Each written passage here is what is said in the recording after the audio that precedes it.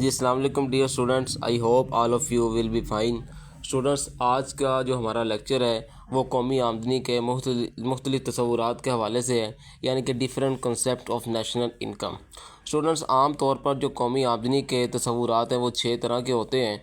यानी कि सबसे पहला ख़ाम मुल्की या दाखिली पैदावार है, जिसको ग्रॉस डोमेस्टिक प्रोडक्ट भी कहा जाता है, जीडीपी के हवाले से जो वो जाना जाता है। दूसरा स्टूडेंट हमारे पास है ख़ाम या मजमूई कौमी पैदावार है, जिसको ग्रॉस नेशनल प्रोडक्ट भी कहते हैं। तीसरा हमारे पास आता है कि खालस कौमी पैदावार। इसी तरह नेक्स्ट हमारे पास कौमी आमदनी है, शख्सी या ज़ाती आमदनी है।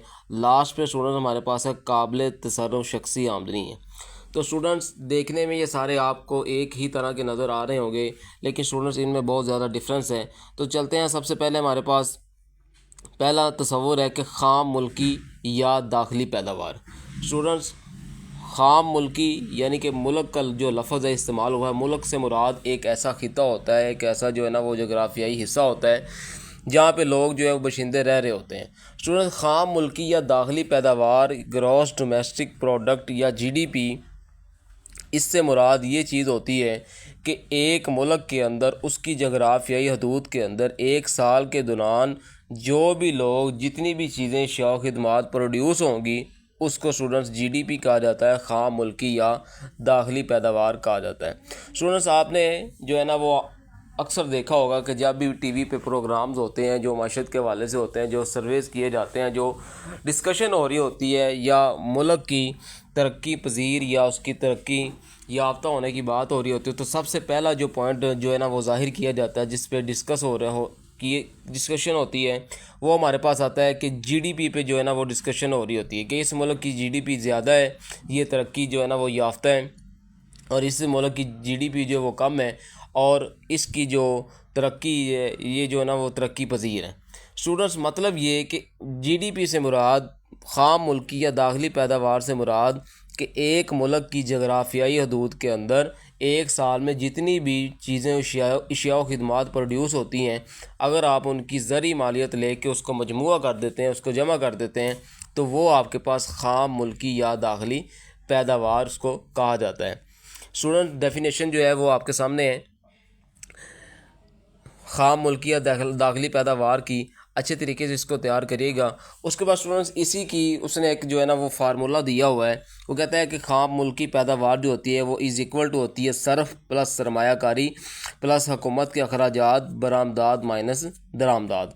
यानी कि ख़ाम मुल्की पैदावार में अब एक मुल्क की हदूद के अंदर, जगराफियाई हदूद के अंदर, बाउंड्रीज़ के अंदर लोग जो है वो सर्फ भी कर रहे हैं, इन्वेस्टमेंट भी कर रहे होते हैं, हुकूमत अखराजात भी कर रही होती है, लोग बरामदात भी कर रहे होते हैं और दरामदात भी कर रहे होते हैं। तो दरामदात को माइनस करना है बरामदात में से, क्योंकि वो इस मुल्क का हिस्सा नहीं होती हैं। हमने अभी पढ़ा है कि एक मुल्क की जगराफियाई हदूद के अंदर जो भी चीज़ प्रोड्यूस होती है, ठीक है ना। अब देखें, जो दरामदात है वो बाहर के मुल्क से आती हैं, वो हमारे मुल्क का हिस्सा नहीं है, हमारे मुल्क की प्रोडक्शन का हिस्सा नहीं है, लिहाजा उसको आपने क्या करना है, माइनस करना है। बरामदात है यानी कि जो आप अपने मुल्क से दूसरे मुल्क में बेचने के लिए लेके जा रहे हैं वो आपके मुल्क की प्रोडक्शन का हिस्सा है, लिहाजा बरामदात आपने शामिल करनी है, दरामदात आपने क्या करनी है, माइनस करनी है। इसी तरह स्टूडेंट, हमारे पास नेक्स्ट जो तस्वुर आता है वो ये है कि ख़ाम या मजमूई कौमी पैदावार, जिसको ग्रॉस नेशनल प्रोडक्ट भी कहा जाता है। स्टूडेंट्स, इससे मुराद किसी कौम की पैदावार है, यानी कि एक मुल्क की कौम जो एक साल के अंदर जितनी भी अशिया व खिदमात प्रोड्यूस करती है उसको ख़ाम या मजमूई कौमी पैदावार कहते हैं। अब देखें स्टूडेंट्स, पाकिस्तान की कौम जो है वो पाकिस्तान तक महदूद नहीं है। हमारे कुछ अजीज़ों कारब, कुछ दोस्त अहबाब जो होते हैं वो किसी दूसरी कंट्री भी जाके अर्निंग कर रहे होते हैं।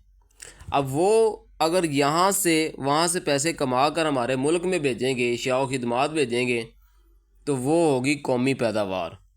यानी कि पाकिस्तान की कौम ने जो प्रोड्यूस किया एक साल के अंदर वो क्या है, ख़ाम कौमी पैदावार है। अब देखें ना, वो लोग जो बाहर बैठे हैं दूसरे ममालिक से इस मुल्क में पैसे भेज रहे हैं, वो जीडीपी का हिस्सा तो नहीं होगी, ख़ाम मुल्की या दाखिली पैदावार तो नहीं होगी। क्यों? क्योंकि उन्होंने इस मुल्क में रहते हुए वो चीज़ें प्रोड्यूस नहीं की हैं, मुल्क से बाहर की हैं, तो वो एक ख़ाम कौमी पैदावार है। ठीक है, मुल्की पैदावार जो मुल्क के अंदर रह के उसकी जगराफियाई हदूद के अंदर, बाउंड्रीज़ के अंदर प्रोड्यूस की जाती है। तो दोनों में फ़र्क यही है कि ख़ाम मुल्की पैदावार की जो पैदावार होती है वो मुल्क के अंदर रह के की जाती है, मुल्क की बाउंड्रीज़ में, जबकि ख़ाम कौमी पैदावार जो होती है वो एक मुल्क की कौम होती है, वो जो अर्न कर रही होती है, जो प्रोड्यूस कर रही होती है। चाहे वो मुल्क की कौम जो है वो किसी दूसरे मुल्क में सेटल हो, वहाँ से अर्न करके यहाँ पे भेजे, वो ख़ाम कौमी पैदावार कहलाएगी। ठीक है स्टूडेंट्स, उम्मीद है आपको समझ आ गई होगी। नेक्स्ट स्टूडेंट्स हमारे पास है कि खालस कौमी पैदावार है। स्टूडेंट्स, अमले पैदाइश के दौरान जब हम किसी चीज़ को प्रोड्यूस करते हैं तो वो काफ़ी सारा हमारा जो है ना वो नुकसान भी हो जाते हैं। मशीनरी ख़राब होगी, कुछ चीज़ें टूट फूट का शिकार होगी, उन पर अखराजात आते हैं सही करवाने के लिए। तो यही कह रहा है, वो कहता है अगर कौमी पैदावार में से आप जो है वो फरसूदगी के अखराजात को अगर आप माइनस कर देते हैं तो फिर क्या होगा? ये होगा कि आपके पास एक खालस कौमी पैदावार आ जाएगी। तो ये देखें, डेफिनेशन आपके सामने है कि ख़ाम कौमी पैदावार में सरमाए की फरसूदगी या शिकस्तो रीख्त के अखराजात शामिल होते हैं। अगर इन अखराजात को माइनस कर दिया जाए तो खालस कौमी पैदावार हासिल हो जाती है। और ख़ालस कौमी पैदावार को नेट नेशनल प्रोडक्ट भी कहते हैं स्टूडेंट्स। यानी कि ख़ालस कौमी पैदावार, अगर कौमी पैदावार में से टूट फूट के अखराजात, जिसको आप कह सकते हैं कि फरसूदगी के अखराजात हैं, अगर माइनस कर दिए जाएँ तो बाकी जो आमदनी बचती है वो क्या होती है? हमारे पास जो पैदावार होती है वो खालस कौमी पैदावार कहलाएगी। उसके बाद स्टूडेंट नेक्स्ट हमारे पास जो तसव्वुर है कौमी आमदनी का है, जो कि 4th नंबर पे है। कौमी आमदनी की डेफिनेशन आप पहले ही पढ़ चुके हैं कि एक साल के अंदर एक मुल्क में जो भी चीज़ प्रोड्यूस की जाती है मुख्तलिफ़ वसाइल को इस्तेमाल करते हुए, 4 फैक्टर ऑफ प्रोडक्शन को इस्तेमाल करते हैं, तो वो आपके पास जो होती है वो कौमी आमदनी कहलाती है। उसके बाद स्टूडेंट नेक्स्ट हमारे पास 5वां तसव्वुर है शख्सी या ज़ाती आमदनी। स्टूडेंट, पर्सनल इनकम इसको कहा जाता है। शख्सी आमदनी से मुराद आमदनी का वो हिस्सा होता है जो मुल्क के बाशिंदों को हासिल होता है, और शख्सी आमदनी जो होती है वो कौमी आमदनी से अखज़ की जाती है। अब देखिए ना, एक मुल्क की जो कौमी आमदनी है वो फ़र्ज़ कर लें कि हमारे पास जो है वो $1 ट्रिलियन है, या रुपीज़ में आप मिसाल ले लें, तो आप उसको कुल आबादी पे जो है ना तकसीम कर लें तो हमारे पास क्या आ जाएगा? शख्सी आमदनी आ जाएगी। ठीक है, इसी तरह स्टूडेंट नेक्स्ट हमारे पास जो डेफिनेशन है वो 6 वाली है कि काबिल तसर्रुफ़ शख्सी आमदनी किसे कहते हैं। स्टूडेंट्स, आमदनी का वो हिस्सा जो एक शख्स अपनी ख्वाहिश के मुताबिक खर्च कर सके उसको काबिल तसर्रुफ़ शख्सी आमदनी कहते हैं।